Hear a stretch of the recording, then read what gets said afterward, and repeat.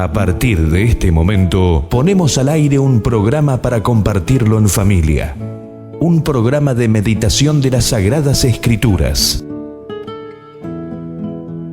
Porque dijo Jesús en el libro de Juan, capítulo 5:39, escudriñad las Escrituras, porque a vosotros os parece que en ellas tenéis la vida eterna, y ellas son las que dan testimonio de mí.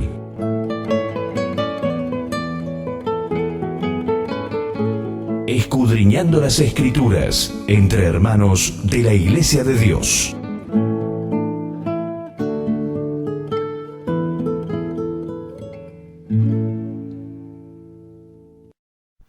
Vamos a encontrar en la palabra de Dios hermosos versículos. Y en esta oportunidad les quiero decir que el pueblo de Israel estaba muchos años siguiéndole a Dios, buscando de servir a Dios en este tiempo en donde Dios había hecho un pacto con el pueblo de Israel, y allí le había dado leyes, preceptos, estatutos, en el cual ellos tenían que regirse por ello y andar por ellos.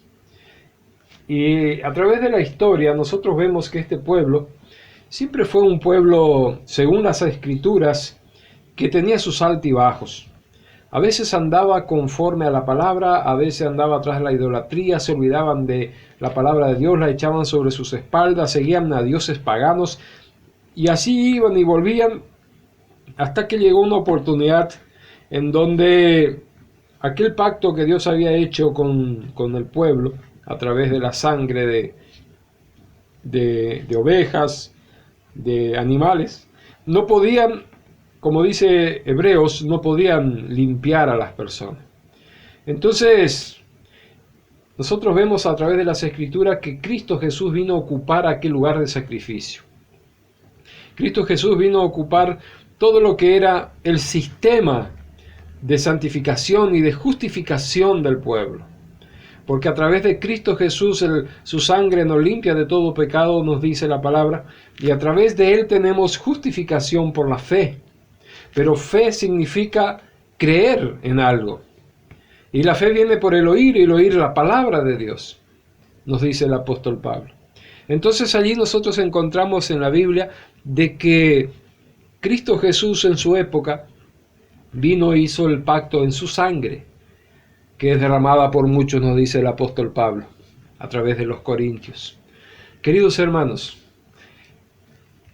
el pueblo de Israel en sus entonces ya tenía como una costumbre solamente hacer el sacrificio y vivir por ello, y hacer lo que estaba escrito.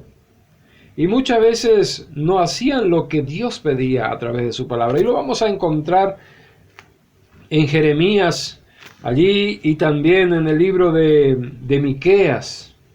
Fíjense lo que dice la palabra de Dios en Miqueas 6, y en su versículo 6. ¿Con qué me presentaré ante Jehová y adoraré al Dios Altísimo? Me presentaré ante Él con holocaustos, con becerros de un año. ¿Se agradará Jehová de millares de carneros o de 10,000 arroyos de aceite? ¿Daré mi primogénito por mi rebelión, o el fruto de mis entrañas por el pecado de mi alma? Oh hombre, Él te ha declarado lo que es bueno. ¿Y qué pide Jehová de ti solamente? Hacer justicia y amar misericordia y humillarte ante tu Dios.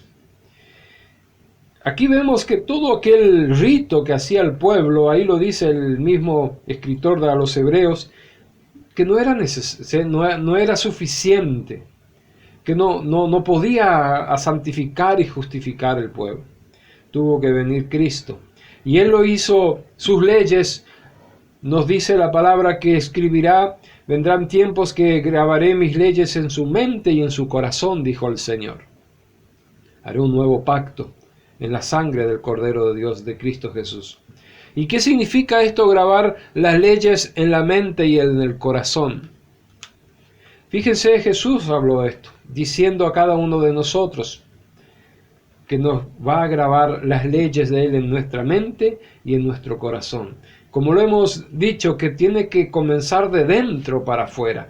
Al poder discernir y comer la palabra de Dios, esto debe de ser un resultado internamente hasta el exterior, y allí demostrar con una vida nueva, agradable ante los ojos de Dios. Y este pueblo hacía muchos sacrificios, muchos holocaustos. Si nosotros vemos las escrituras, había épocas que no se podía contar de tantos animales que eran sacrificados en aquella Pascua, como podemos leer aquí en las escrituras. No se podía contar el número de tantos sacrificios que hicieron. Y todo esto no alcanzaba. Tuvo que venir Cristo Jesús a ocupar el lugar. Y allí, queridos hermanos, el pueblo, fíjense lo que hacía antiguamente. Y vamos a leer allí en el capítulo, como dice allí en el libro de Jeremías, capítulo 7. Versículo 21, así ha dicho Jehová de los ejércitos, Dios de Israel: añadid vuestros holocaustos sobre vuestros sacrificios y comed la carne. Porque no hablé yo con vuestros padres, ni nada les mandé acerca de holocaustos y de víctimas el día que los saqué de la tierra de Egipto. Mas esto les mandé diciendo: escuchad mi voz, y seré a vosotros por Dios, y vosotros me seréis por pueblo. Y andad en todo camino que os mande para que os vaya bien. Esto Dios mandó a su pueblo al principio, cuando le sacó del pueblo de Egipto, de la esclavitud. Y allí dice: mas esto os mandé diciendo, escuchad mi voz. Queridos amigos, hoy la gente no está diferente antes a lo que era el pueblo de Israel en la antigüedad. El pueblo de Israel hacía tantos sacrificios, pero su mente, su corazón estaba lejos de Dios, porque ya era una rutina. Y hoy no estamos muy lejos de esta gran verdad. Hay muchas personas que hacen estos, podemos decir como lo hacía el pueblo de antaño, esos sacrificios, holocaustos, y hacían todos sus ritos, y hoy mucha parte del pueblo cristiano hace lo mismo. Cree que no faltando ningún culto, yendo muchas veces a la semana, haciendo arbolitos de Navidad, haciendo huevitos de Pascua, haciendo un montón de cosas que no es bíblico aquí, como estos ritos, cree que está bien. Y Dios dijo que nosotros tenemos que andar conforme a la palabra de Él. Y nosotros tenemos que, porque nosotros somos el templo del Espíritu Santo.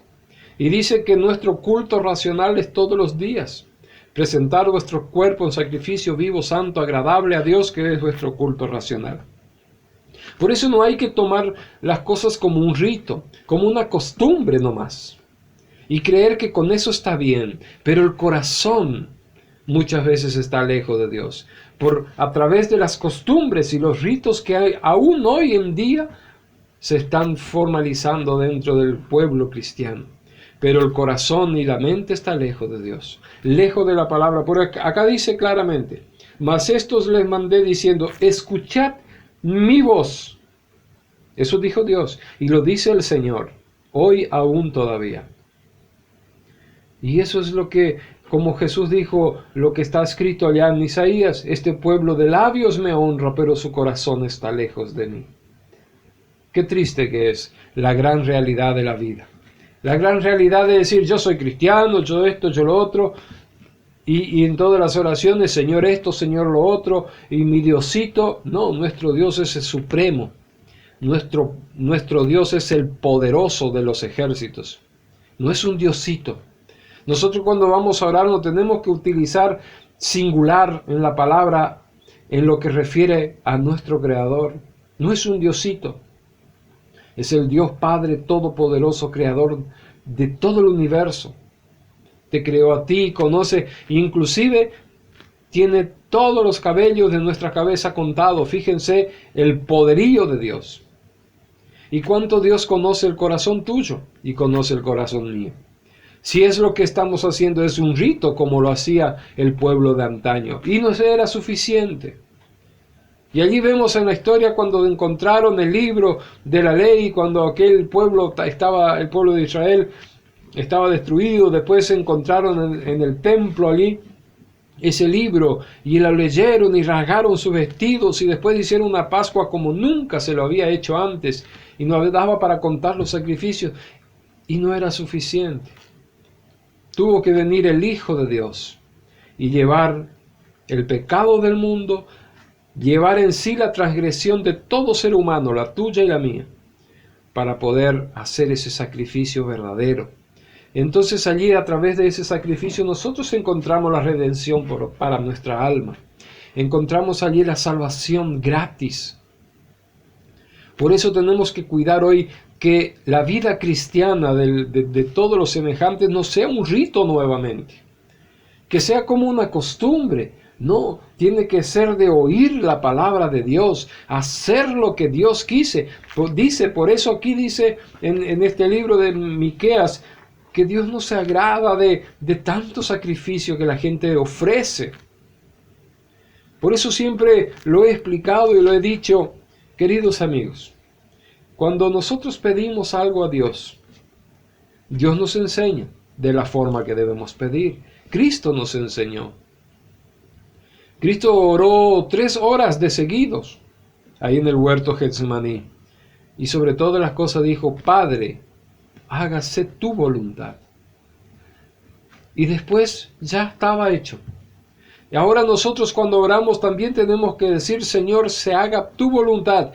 Clamar a Dios, exclamar a Dios, derramar nuestra vida, nuestro sentimiento ante los pies del Señor. Y como dice el Salmos 40, pacientemente esperé a Jehová. Y el Salmo 103, también allí nos habla la palabra de Dios muy preciosa. Fíjense, nos dice el Señor a través de su palabra. Muy preciosa este salmo, en donde dice que nosotros tenemos que esperar en Dios. Mire lo que dice este versículo tan precioso de este Salmo 103. Bendice alma mía a Jehová y bendiga todo mi ser su santo nombre. Bendice mi alma mía a Jehová y no olvide ninguno de tus beneficios. Él es quien perdona todas tus iniquidades, el que sana toda tu dolencia, el que rescata del hoyo tu vida, que te corona de favores. Este es el Dios en que nosotros debemos orar, confiar en Él y exponer nuestra vida delante de Él. Esperar en Él, tener confianza. Pero dice también el Salmo 123, a ti alcé mis ojos, a ti que habitas en los cielos. He aquí como los ojos de los siervos miran a la mano de sus señores, y como los ojos de la sierva a la mano de su señora, así nuestros ojos miran a Jehová nuestro Dios, hasta que tengan de nosotros misericordia. Ten misericordia de nosotros, oh Jehová, ten misericordia, porque estamos muy abatidos de menosprecio. Hastiada está nuestra alma del escarnio de los que están en holgura y del menosprecio de los soberbios. Esto decía el salmista David, rogando a Dios y diciendo, hasta que tenga de nosotros misericordia, alzando nuestros ojos a Dios. Por eso, queridos amigos, tenemos que ser verdaderos ante los ojos de Dios y no ser como aquel pueblo que tenía costumbres, y allí a través de esa costumbre se fue haciendo un legalismo dentro del pueblo. Y esto no es lo que Dios pide. Dios quiere que nosotros seamos verdaderos, que nosotros seamos leales a Dios. Y dice que tenemos que, esto les mandé diciendo, el versículo 13 de 7 de Jeremías. Escuchad mi voz y seré a vosotros por Dios y vosotros me seréis por pueblo. Y andad en todo mi camino que os mandé para que os vaya bien. Eso es lo que decía Dios. Aquí no había mandado que el pueblo no haga ningún sacrificio. Después sí viene cuando Dios le da las leyes, los preceptos, la constitución civil de ese pueblo. Aquel libro de la ley que estaba escrito con 613 leyes. Y esta era la constitución nacional del pueblo de Dios. Y allí dentro de esta constitución nacional, de esas 613 leyes, regía la ley del sacrificio, donde dice claramente el apóstol Pablo de aquellos mandamientos que eran contrarios a nosotros. Y allí lo expuso clavándolo en la cruz. ¿Cuáles? ¿Cuáles mandamientos que eran contrarios? Los de los sacrificios, en donde este pueblo ya estaba tan acostumbrado y era una carga tan grande que tenían que llevar que no lo hacían, ni podían llevarlos. Pero Cristo lo cumplió, como dice la palabra: yo no he venido a abrogar la ley, sino a cumplir. Mateo 5:17. Y lo cumplió al pie de la letra. Como ya lo venimos hablando siempre, Jesús cumplió al pie de la letra para que se cumpla en su persona el Cordero de Dios, el gran sacrificio y el nuevo pacto hecho en su sangre, en donde adquirimos no por sacrificios, no por aquellos mandatos donde el pueblo tenía que hacerlo a rajatabla para la remisión de sus pecados. Hoy lo hace Jesús por fe. ¿Pero qué significa fe? La convicción, la certeza de lo que se espera, la convicción de lo sería la palabra. La palabra dice que allí tenemos que tener esa fe verdadera de algo que no vemos. Eso es fe, y creer en eso, de algo que se espera pero que no vemos. Allí tenemos que entender esto, de que Dios quiere que tengamos fe en Jesús, que Él sí hizo el sacrificio. Ahora, ¿me da la libertad para hacer lo que quiero? Claro que no. ¿Me da la libertad de creer que Jesús hizo el sacrificio, hizo un nuevo pacto con nosotros, con el pueblo de Dios?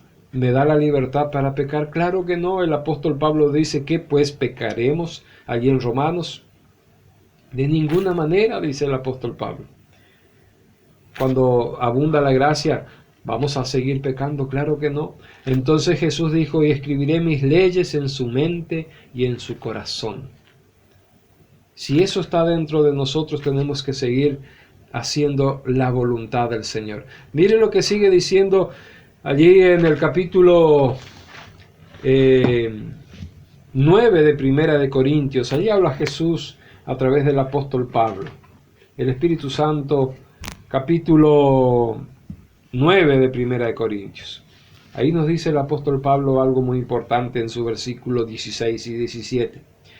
Pues si anuncio el Evangelio, no tengo por qué gloriarme, porque me es impuesta necesidad, y ay de mí si no anunciar el Evangelio. Por lo cual, si lo hago de buena voluntad, recompensa tendré. Pero si de mala voluntad, la comisión me ha sido encomendada. Tenemos que hablar de la palabra de Dios, tenemos que anunciar las buenas nuevas, buenas noticias. El Evangelio de Cristo, el Evangelio que nos mandó anunciar, se llama buenas noticias. Y dentro de las buenas noticias está Jesús, tu Salvador, mi Salvador, que hizo el gran sacrificio una vez por siempre. Murió en la cruz por ti y por mí, resucitó al tercer día, está en el cielo, abogando por ti y por mí, dando y nos dio oportunidad de ser salvo por fe y por gracia. ¿Sí? La salvación gratis, no cuesta nada, solamente creer que Cristo Jesús es el Hijo de Dios, que te enseña sabiamente. Por eso dice allí que tenemos que anunciar el Evangelio, y una de las formas de anunciar el Evangelio, las buenas noticias, ¿saben cómo es? La mejor manera de anunciar el Evangelio no es hacer grandes campañas, no es hacer prédicas de 1, 2, 3 horas, no es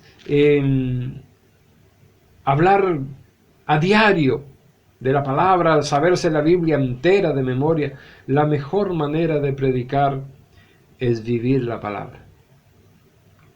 Por sus frutos conoceréis, dijo Jesús. ¿Y cómo?